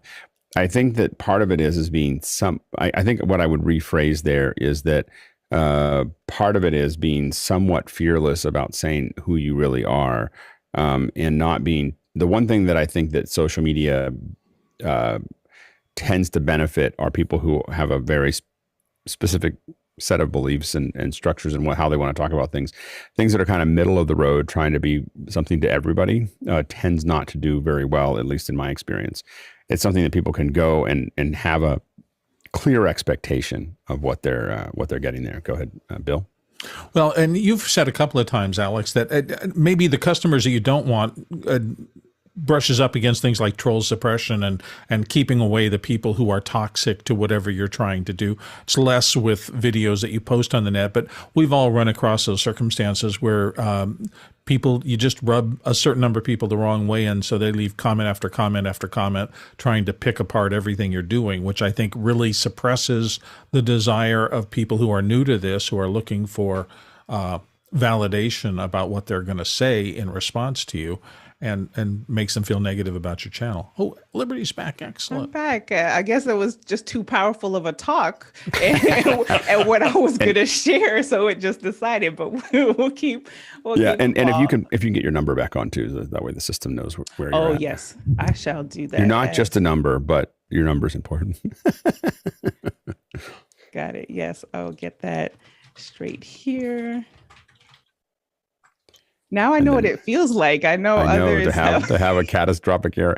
I had that. Now, do you have Comcast Liberty? Are you on Comcast or Xfinity? No, I don't, and that's why I was just okay.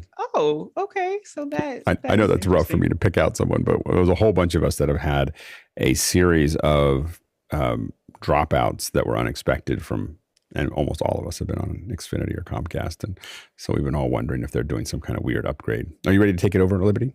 I am. I'm not going to go back I'm just going to talk through just those elements of like what they do well with their channel. And Tony, if he'll allow me to, just wanting to even talk through like with conversations with Tony Mobley. And while you have a lot of phenomenal content, all the interviews, you definitely have a niche because a lot of your guests come from the office hours community.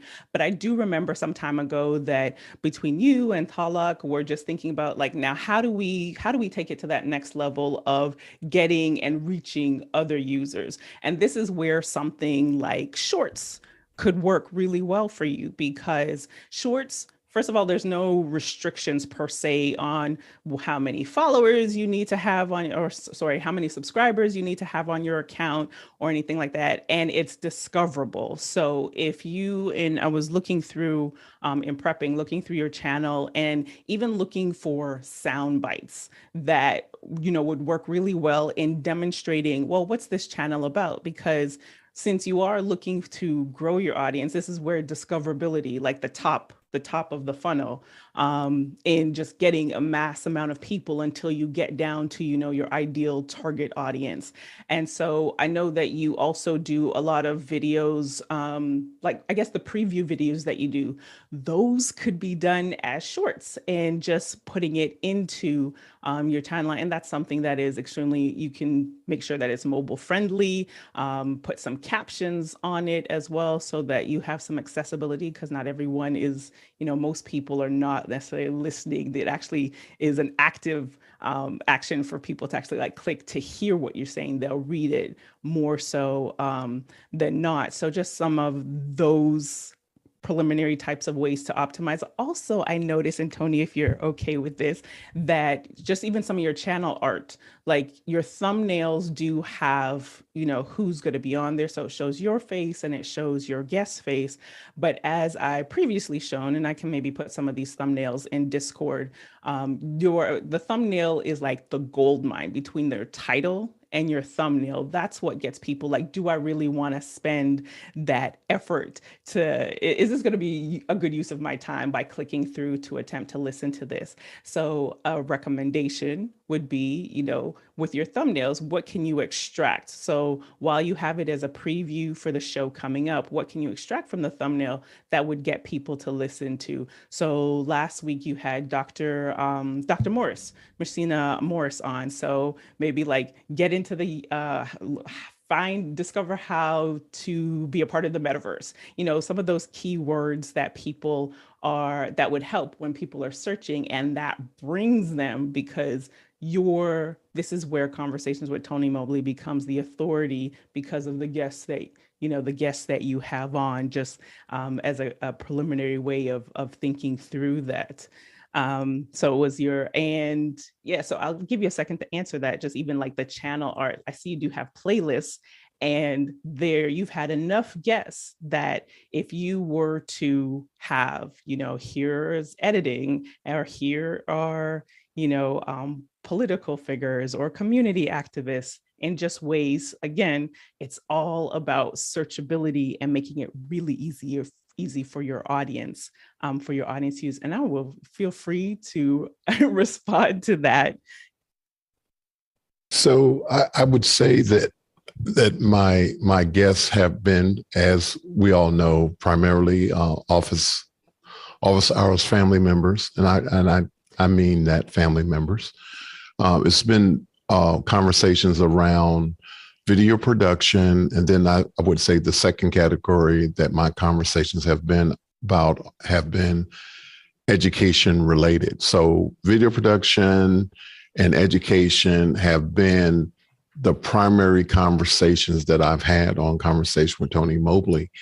And so one of the interesting things for me is that I have this viewership that is kind of strange, in that I have shows or conversations that only have maybe 50 views.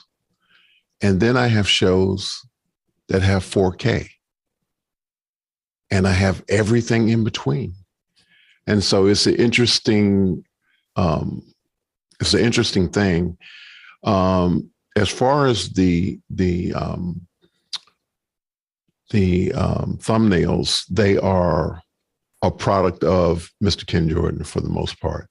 And what I do is I reach out to whoever my guest might be and ask them for a bio and a picture that they would like for me to use on Conversation with Tony Mobley.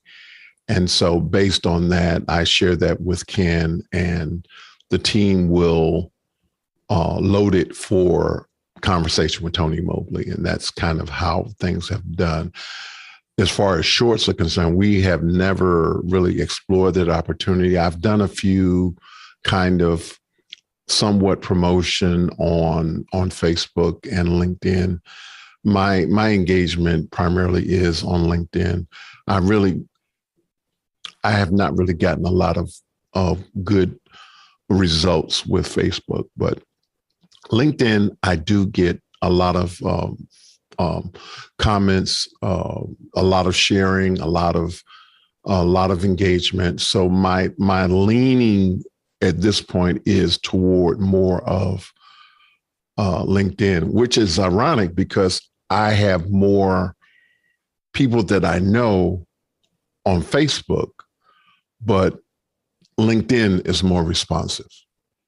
Okay. So that is very valuable information. And I'm just thinking here too, is as we think about SEO, which is search engine optimization, that's essentially what is the intent when people are looking at your content? So that when it comes to a conversation with Tony Mobley, why would someone want to come?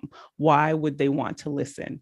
Going back to the thumbnails for a second there, you have, currently this is the way your thumbnails set up, Tony and then guest. And while that is really good, how many people really know who Tony is? There's an opportunity later on for you to brand yourself there, but people are essentially, if they come, they're coming because they want to know what the subject matter, what's the saying is, what's in it for me, right? So what's it for me? So you want to make sure that when you are with your titles that you are looking at, well, if going back again, or you had Michael on a couple of weeks ago, or even using someone like an Alex Lindsay. When you had Alex on the show, we know that in our community, okay, Alex is credible, he's notable. And so having a thumbnail with Alex, on there, but then also talking about, well, a title could be, inside the mind of Alex Lindsay, or he talks a lot about Keynote. I'm just grappling and reaching at straws a bit. But when you think about, well, what is Alex bringing to the table that the audience wants to know, and thinking about how would they search for that? What kind of keywords or search terms would they use to try to get to know find Alex and find this conversation. And the more that you're able to put out content that is searchable like that, and that's why I said shorts is really valuable. And this is all organic. I'm not even discussing anything paid. We'll do another time on when we'll talk about paid, but this is where, again, that funnel and then bringing people into the channel and into the conversation. I know I'll let Bill add. I didn't realize I had clicked that, but I find this really interesting.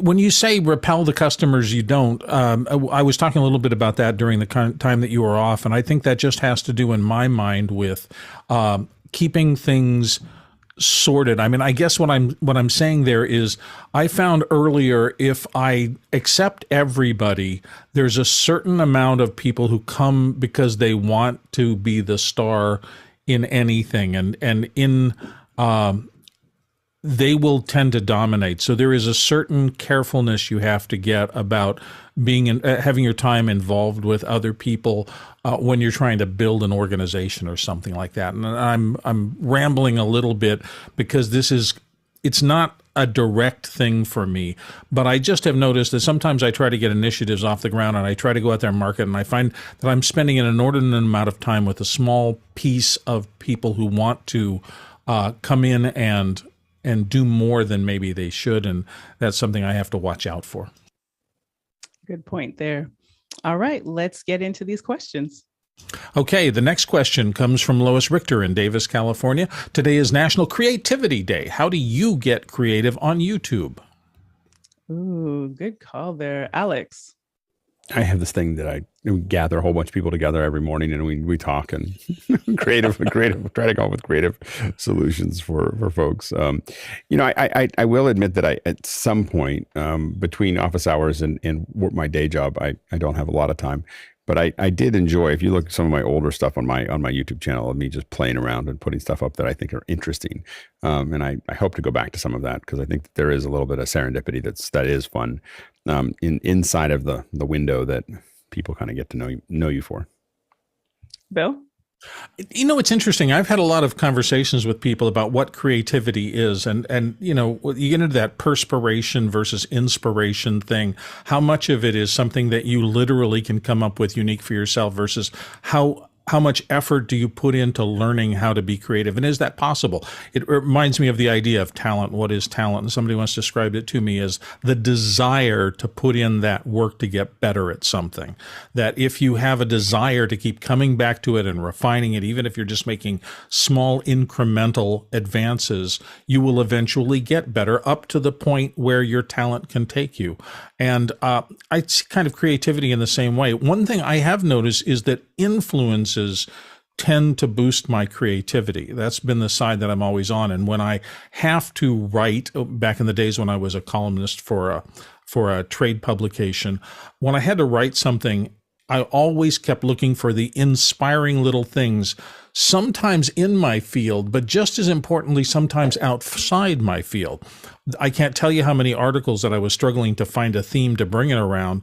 And then I went to a movie, or I went to a play, or I went to something. I just randomly looked at stuff online, and some little trigger of something that was not related to my topic would hit me and cause me to spin that little trigger into a decent article that I could write from. So I guess what I'm saying is, one thing that's central around creativity for me is to be open, to get out in the world, to get different influences, and not just stay in front of your typewriter with nothing, or your keyboard in this modern era, with nothing coming in that'll inspire you to the next level. You've got to be actively engaged in the world if you want to talk to the world. That's my 2 cents. Nigel? Yeah, I once heard someone say creativity is a destructive experience or a destructive act. You actually have to be willing to destroy everything you believe, everything you see, and everything you've heard to come out with something new. And so I find if I can get with other people who challenge me, who shout at me, who tell me I'm wrong, or we have an argument in the nicest possible way, that destructive experience is often when I find I'm most creative. Because when I'm stuck inside the box, as they say, it's really hard to do anything new. And yes, I'll co-sign with Alex of like, yes, these Mondays, this is the creativity on YouTube. However, and a lot of this research and just compiling this and sharing this with the office hours community is recognizing that while platforms like, LinkedIn is really strong for corporate presence, Instagram for brands, influencers, product, that still they're just getting started when it comes to search engine, like to be able to search apart from hashtags is somewhat challenging. And just knowing the way that people use online or being on social platforms, that for me, that's snackable. The ability to make short content, snackable content, would do better on YouTube and expressing creativity, like doing reviews. That's a thing that I do a lot within my community. Not only does it show like thought leadership from my perspective on my end, but then it also provides a lot of value to like, oh, wow, I never saw that or never thought that. And so that's why like YouTube, that's where I plan to. So this is me more so responding like the future of, and a lot of behind the scenes, because again, just knowing that people want to know, well, how does this work? How does this video marketing stuff work? So that's how I plan to express my creativity there. Next question. Nigel DeSau in Austin, Texas. Is it essential to deliver your content at the same time or same day every week? Nigel. Yeah, I, like most people, have like 10 ideas for things I'd like to do. And I'm also been around enough to know you can't do one and then give up. But one of the things that I remember being told years ago was you have to do it on the same day or even at the same time every day. And I find how I use YouTube doesn't match that.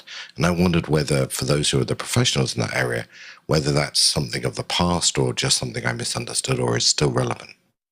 Yeah, I think many of us are the exception to the rule of how the greater audience uses the platform. Alex? Yeah, I know with podcasting, we try to get it down to the minute because literally within a couple minutes after, if you start publishing whatever you choose, if you choose 10, 15, we found that once you had 10,000 or more listeners, people would start pinging you at 10, 16, like, hey, what happened?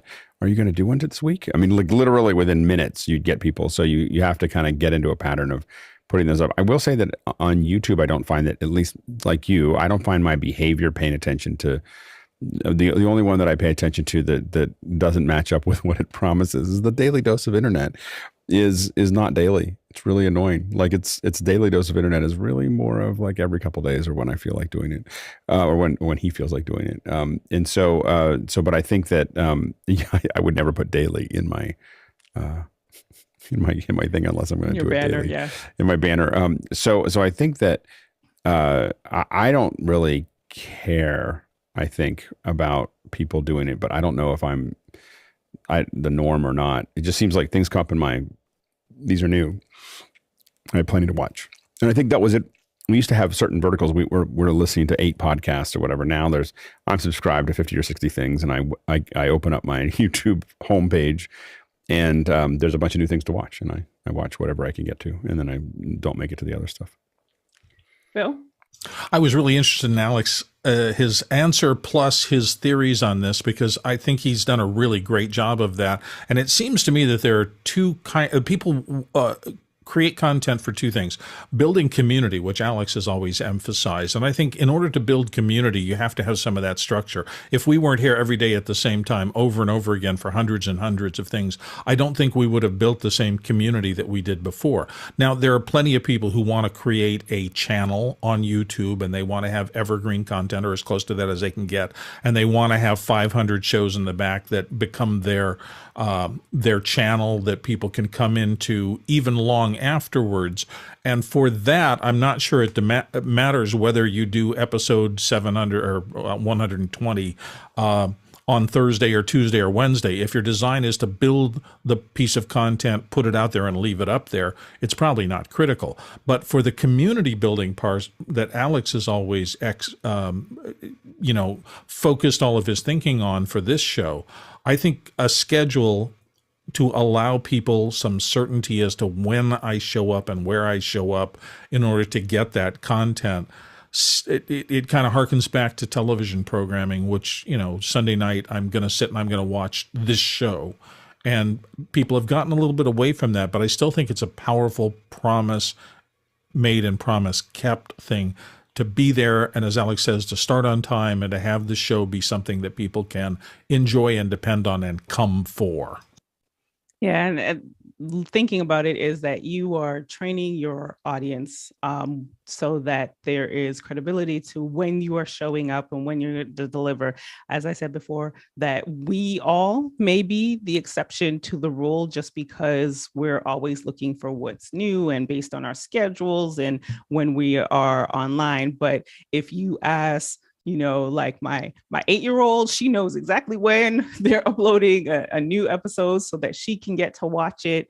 And some of the other clients that we've worked with, for them, it is, and thinking about frequency too, like there's every Monday at said time that episode goes up. But there might be some other factors around that too, of resources in-house and capabilities. I just want to bring to light, Eric Butkiss says that use the analytics to see when your viewers are most active. And that's the thing, is I'd encourage you to, look at that, test it out for a period of, 3 to 6 months of doing it regularly and or then sporadically, and seeing if there's any change in your audience, because at the end of the day, it's your audience that should dictate how you create content and how you put content up. Alex? One thing I can tell you, not much of YouTube, but for Twitter, I will never post something that I think might get a lot of traction in the evening. like I will never do that. If you see something in the evening or over a weekend, it's usually me quipping about something or me thinking something's funny and putting it up. Anything that I think is going to have any legs at all will always be posted between 6 a.m. and 9 a.m. in the morning. So it's just otherwise I just kind of I view it as kind of yelling into the wind. If you do it any other time other than 6 to 9 in the morning. And that actually goes across like Instagram and TikTok, like those numbers of when is the best time. They say early in the morning. Interestingly enough, HubSpot did some research and they have those numbers in the evening, which I kind of question. Sorry, HubSpot, but I just kind of questioned that late night and maybe what's the demographic that they used in coming up with that number, what kind of industries they're from. Yeah. And Bill?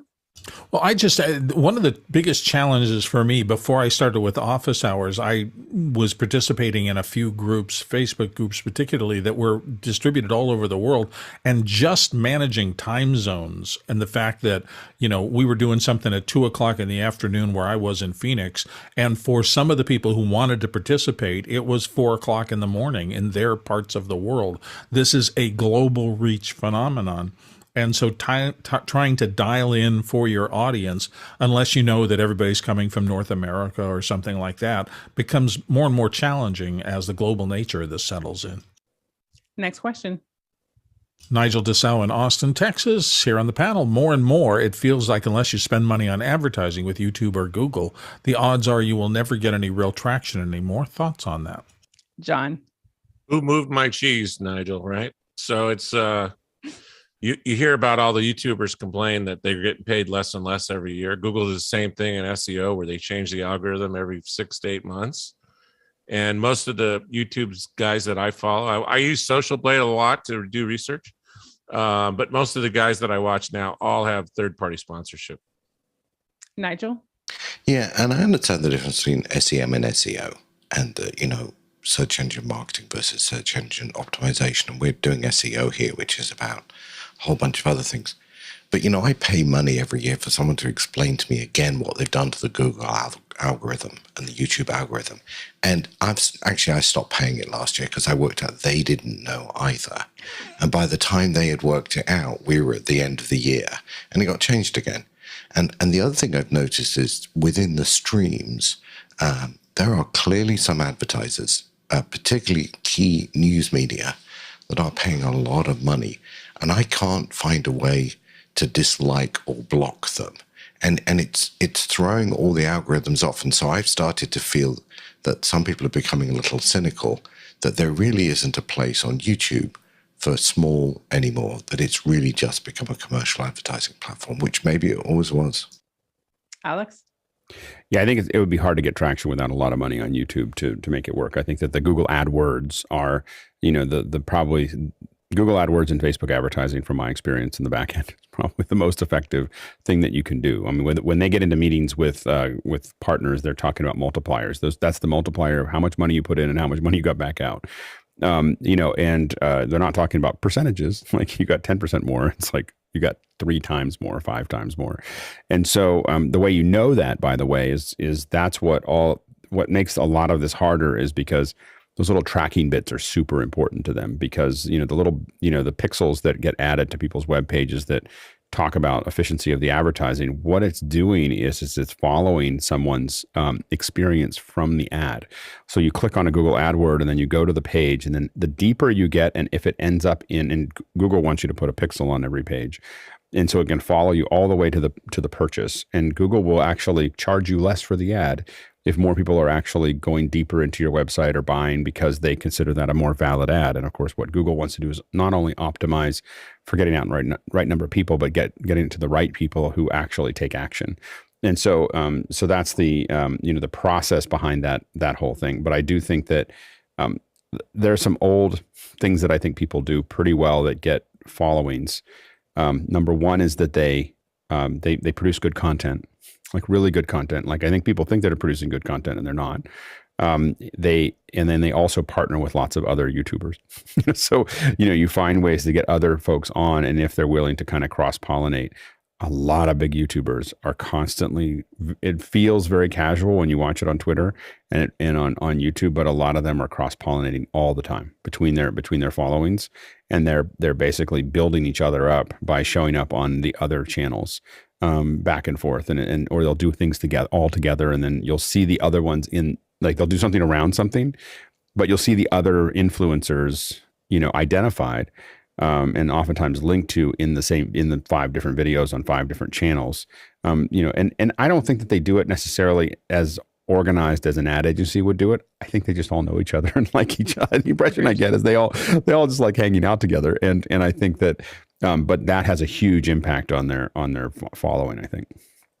Yeah, and the collaboration part of things, like I've seen the likes of, Sean Cannell and some of the people he brings on, and now recently has been with his podcast. But even when they do those challenges, you might see, and he's done a lot of work with Shalene Johnson, I believe that's her name, and she does Instagram marketing. So that's just one of the ways that they, as Alex said, use that to get in front of hopefully a newer audience, where again, it goes back to like the trust. So if Sean's bringing this person's on, this is someone that I can trust. Let's, dive into their content. But going back to your question, Nigel, yes, it's still possible. It's just very challenging. And this is where the word niche is almost overused, but still necessary, of like really niching down to the point of like woodworking with XYZ, so that you can just use some of those keywords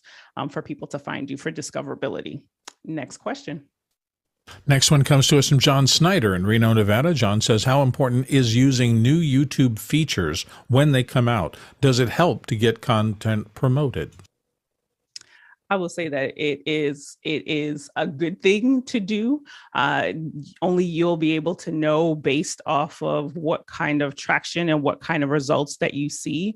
I remember back before Instagram had like live, and as soon as that came out, like you want to use it as much as possible. I know a lot of people, and I'm pretty sure that YouTube, with some of the influencers that they work with, when people were talking about shorts and really drumming up shorts, and then, okay, so here comes Shorts comes out and really using it. And I think Jeffrey might have mentioned last week, is like, whether he uses that yay or nay, but then I see a lot of other people they show up in Shorts every single day. So it's clearly something that they see and they provide value. Anytime a platform puts something new out, at least test it, because you know that their whole desire is, okay, is this going to work? Is it going to catch on? And they'll put their energy behind it. Alex?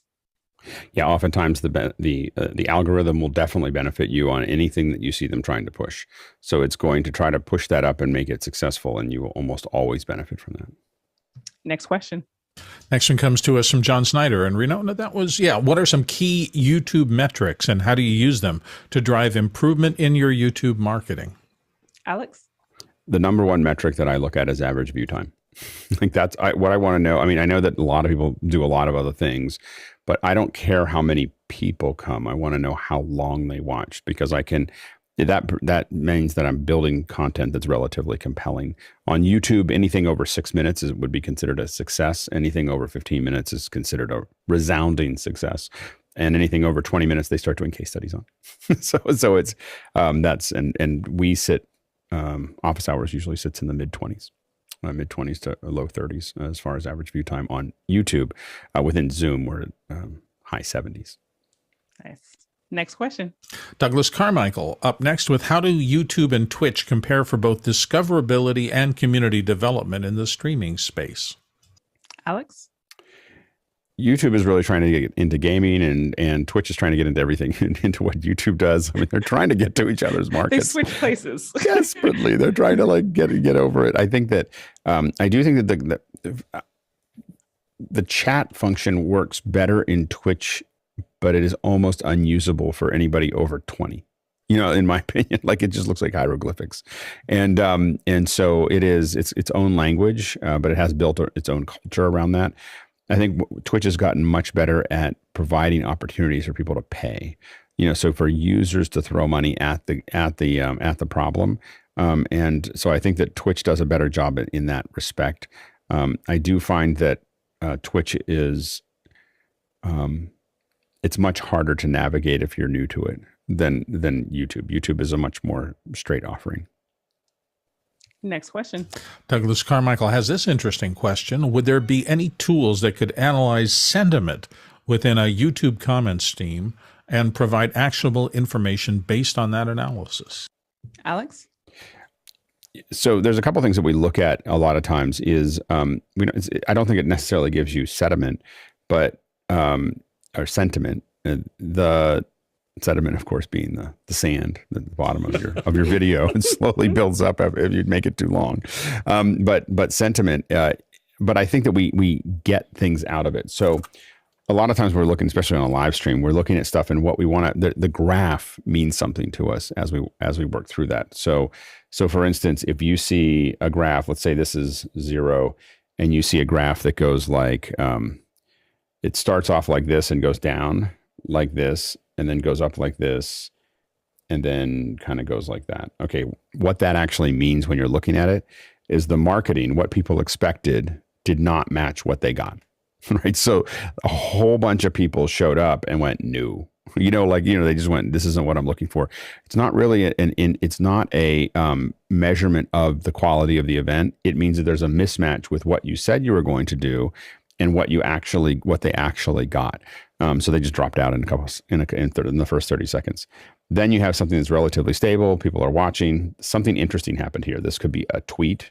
It could be, something that is shareable, but something popping up like a spike is something that we pay a lot of attention to. We'll go back and look at like what happened there. And then this slow slope means you ended long after you should have ended. So this long drawn out thing is people got bored and just slowly left. What you want to see, the perfect curve is more like this, and then it goes up like this, and then it drops down like that. Like we see that every once in a while, and that's a really good event. That means people got into it. They just kept on telling people, and other people kept on coming into it here. And you can't have this go straight up because YouTube does a spread over 3 to 5 minutes. And so you can't, unless you tweet it out. If you tweet it out, you can get something much higher, much steeper. And then what it meant, you got to remember when you're looking at the viewers, this is the equilibrium of people coming in and people leaving. So they're coming into the event and they're leaving. So if it's slowly sloping up, it means more people are entering the event than are leaving the event, which is an incredible thing to have happen, especially if you can get little humps like this and then it keeps on going up like that. That means you're doing some marketing, a lot of things are working there. And then the hard drop off means people stayed until the end and then they were like, oh, it's over. And then the funny thing is that it never gets all the way to the bottom. There's always like 10% of the people that stay on for hours. If you leave it on, obviously they turned it on and they just walked away, and it keeps going if you don't turn it off. I'm so guilty of being one of those people. Yeah. But there are two tools that people have been using, YouTubers, I should say, vidIQ and TubeBuddy. And those, while I would have to double back sentiment-wise, there is a lot of data that they do provide you that you could then create some more informed decisions around that. So hopefully that is helpful. Next question. Next question comes from Lois Richter in Davis, California. And Lois says, when I stream my show, I need to trim the overflow, the tops and tails, before it looks its best. Would it be better to not live stream and just put up the show after it has been tidied up? I would say it would depend. Oh, go ahead, Alex. Yeah, I mean, what you give up is interactivity. So if you're not going to interact with the audience, definitely just record it and put it up. If you're going to interact with the audience in any way, shape, or form, whether it's through Mukana or whether it's through YouTube's chat, what you're giving up is the audience being part of it. And the reason that the audience comes to these things is so that they can be part of it.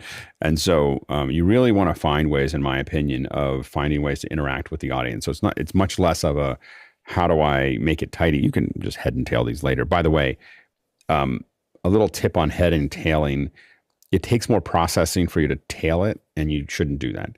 So I highly recommend you go to what you want to end.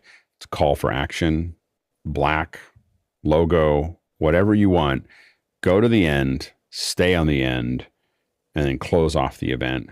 Don't do anything to the end. Like, it doesn't matter. If your end lasts for 5 minutes, then people can leave. There's nothing about the end that matters to you. So there's no reason, unless you have something bad happen at the end, which again, if you fade to black and fade all the things down and let it sit for a minute, the reason that we do that is that when we're doing a live event, we run that live event along, we go to black or the logo or a call to action slide. Call to action slides, by the way, are very valuable because anybody who made it all the way to the end is someone really committed to your show. Make sure that they know where to go. So the call to action at the end is really important. Like, they sat there the whole time. If you've got a website, you want to put that up and everything else. Make sure, like, anyone who hung out, you'll see us getting much more aggressive about that as we go down the path. We're not doing it right now because, again, we use YouTube currently as kind of an archive system for us, but we're about to start changing that. You'll see us starting to get more aggressive about marketing. But the main thing is that you want to run that out and just let it run out. And what we want to see is somebody on our end wants to see black or see the last slide before we cut the live stream, because otherwise you could theoretically cut it while people are still watching. So we let it run out for another minute or two until we see that. We never trim the back. Now, part of that was we never trimmed the back because it would oftentimes move the in point, of the YouTube session of your head trim. The trim at the beginning is important because you want to get rid of the clock or whatever you're doing so that people don't have to sit through anything to watch it. So that is that. The trimming the head is important. Trimming the tail is not. But we only trim the head, and then that waits for 4 hours, and it's fine. As long as you have a clean start, have a countdown clock, have a clean start, and put in a marker that says this is the beginning of the show, at the bottom, an end point. So people can just click on it and jump to the front. That usually works. And I would just say, Lois, don't worry about if you have to do some work to clean it up, that as long as you're putting out the best quality possible. If it's more so, are you asking the question from the time that it takes you to tidy it up? Or is it just like what's best? So what's best, that's Alex all shared. But if it's a matter of what you need to do to clean it up, there's so many people that do that cleanup on the back end. You're in good company. All right, next question. Eduardo Augustine of Panama is up next. He says, what's the impact of thumbnails and titles? Is this a key driver for search engine optimization? Alex.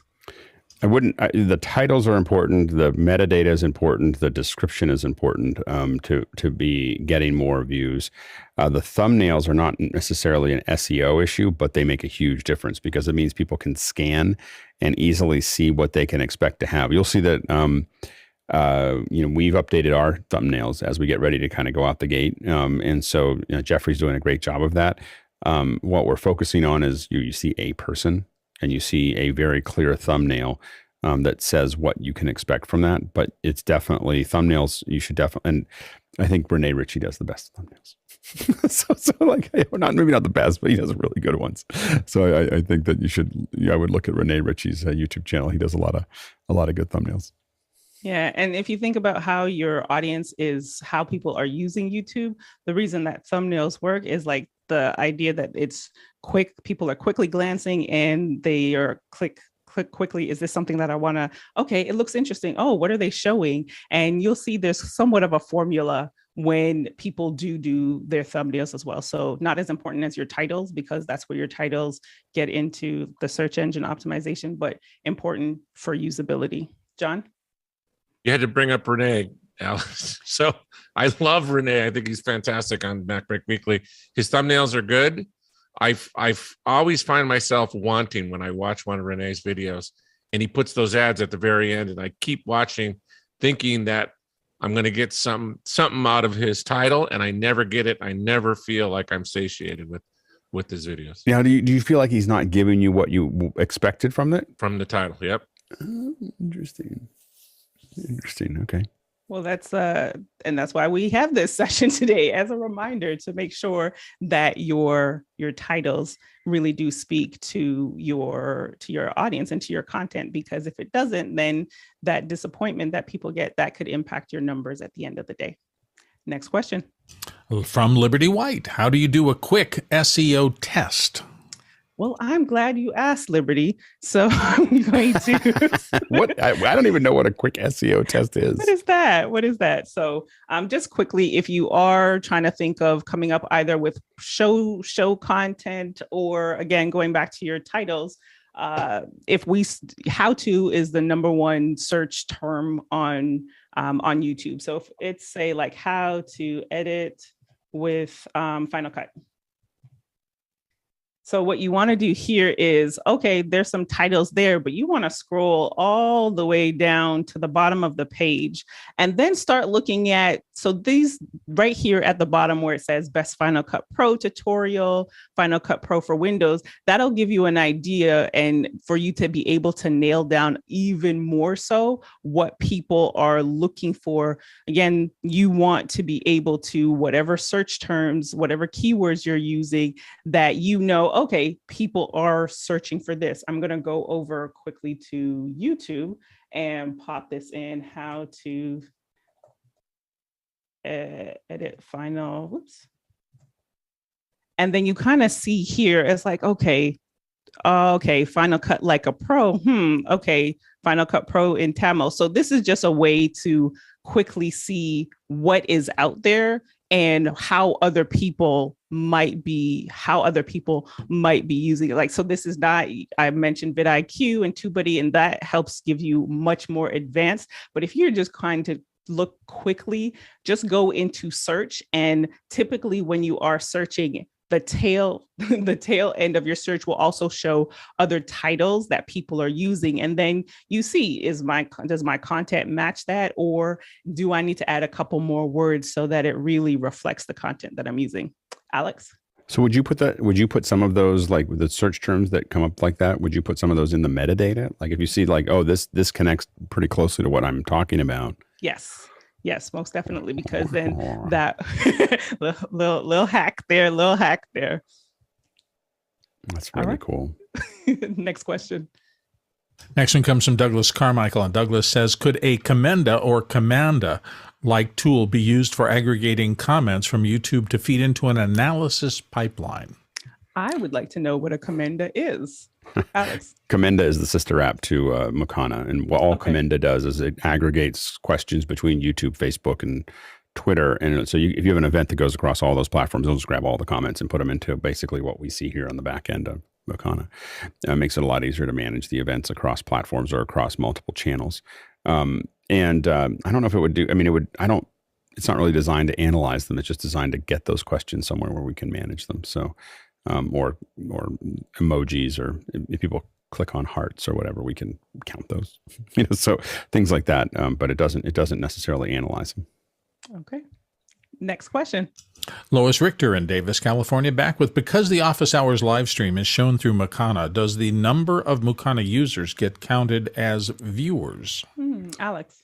I would have to look. I actually can tell you. Hold on. I haven't done this for a while.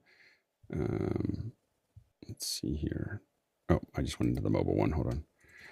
I can't remember whether it auto plays when you jump into Mukana. Does anyone remember? Let's see. Yes. It does. So then the answer is no, it doesn't count those. Yeah. Yep. So if you, no, it doesn't. Well, at least mine doesn't autoplay. If it autoplays, if you autoplay into an embedded page, YouTube will not count the views. So that's that has surprised many of our partners, of like, we'll put it on our front page. It's a really large partner. And then they're like, why did we get 20 views? And it's because everyone watched it on the page. So this has to do with, just making sure that those numbers aren't being manipulated. So YouTube will not count them. My understanding is YouTube will not count views with an autoplayed video embedded into a website. I've heard that it doesn't count views at all if it's embedded into something else. It's only native. But I'm not, I don't know that for certain. But it definitely doesn't count them if you do an autoplay. All right. Well, it looks like we have come to the end of another great show. Thank you so much to our producers for your great questions. To our panelists, thank you for joining us. And we couldn't do this without you. If you want to see what we have coming up for the rest of the week, you can head over to officehours.global and we'll hop into Mukana. After hours in a moment. Have a good one, all.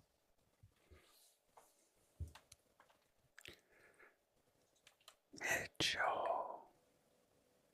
Scuzzy. See, we just combined both Scuzzy and whispering just for putting them together.